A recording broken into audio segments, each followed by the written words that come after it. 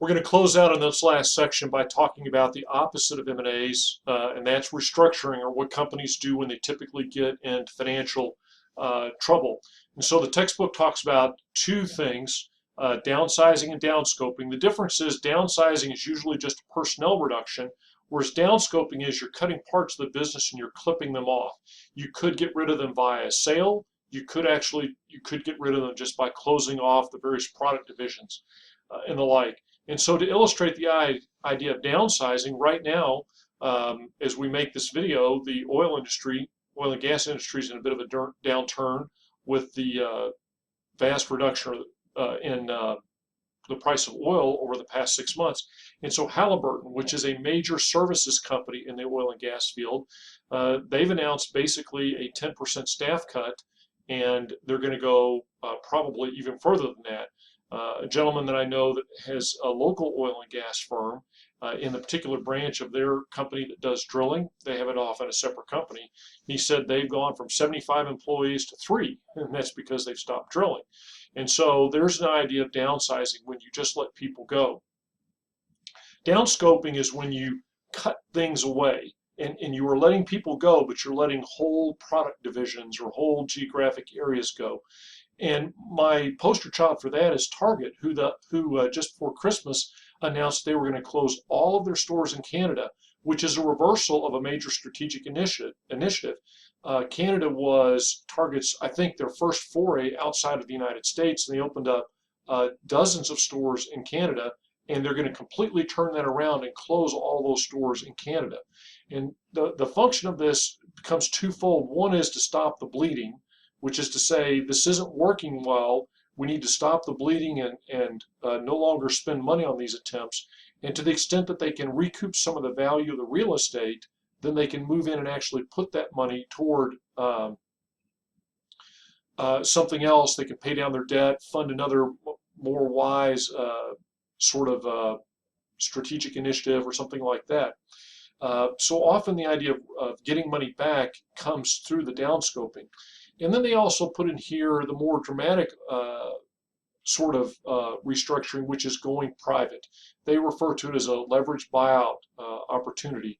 The leveraged buyout says usually there's a lot of debt involved, and this is often where you take a public company that's being traded on a public stock exchange and you buy back all the stock, and so now it becomes a private company. And the most well-known poster child for that is Michael Dell and Dell Computers. About a year and a half ago, they took the company private, and so they bought back all the stock. They brought in some big institutional investors that had to lay out some serious debt to make that happen. Now they're a private company. And the theory is, and Michael Dell has given some interviews where they said, we're going to go through a couple of rough years while we restructure this company. And so rather than getting pummeled on the stock market, let's just take the company private with long-term investors who understand this is a multi-year project, and then we'll make our money on the back end when the company starts to perform and we can again take it public. And now for perhaps the part of the slide that you are the most interested in, notice the comment down there, P.S. Don't worry about the stuff on pages 214 and 215.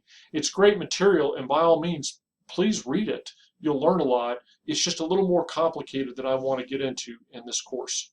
Well, I've got a problem with my slides, so I have to bow down and change my slides, so be back with me in just a second. Okay, sorry for the interruption. This is a chart right out of the textbook, and they're going to give you the standard textbook discussion, which is downsizing is always bad. It leads to a loss of human capital and usually lower performance. That's not always true. Sometimes downsizing is inevitable, it's necessary, and companies are able to pull it off productively. In fact, if some of you overexpand in Globus and you add too many PAT teams, you're going to get to a situation where in the process of restructuring your company, you're going to have to let some of them go, pay the severance costs, and rebuild your way from there because you just can't use them all profitably while you're rebuilding your business. In the down scoping, you can see they give it the possibility of being positive and negative. The idea is that you may be able to retire some debt or put yourself in a better financial situation if you do get some money by selling off some divisions. And it talks about an emphasis on strategic controls. And This really says I was messed up before, but now I've seen the light and now I know what I'm doing, and hopefully it'll lead to higher performance.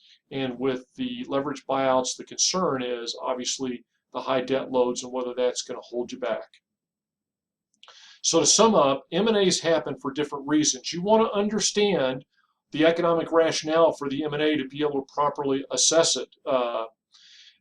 And then it's a sad fact that a lot of M&As don't go well. So the point for you is, as a strategist, you need to know how to do it right, because you can gain a competitive advantage when you are a smart acquire as opposed to most of your competitors who aren't going to do a good job with that. In general, the principles are: make sure that there's a sound logic, a good fit, keep it friendly, don't overpay, and really pay attention to integration, because this is where you reap the dividends. And finally, restructuring is usually divesting yourself of investors in the case of public investors, in the case of an LBO, divesting yourself of purely employees in a downsizing move, and divesting yourself of usually product lines, geographic areas, something like that, in a downscoping move. I will see you on Wednesday in the computer lab as we duke out the first live round of Globus. Take care.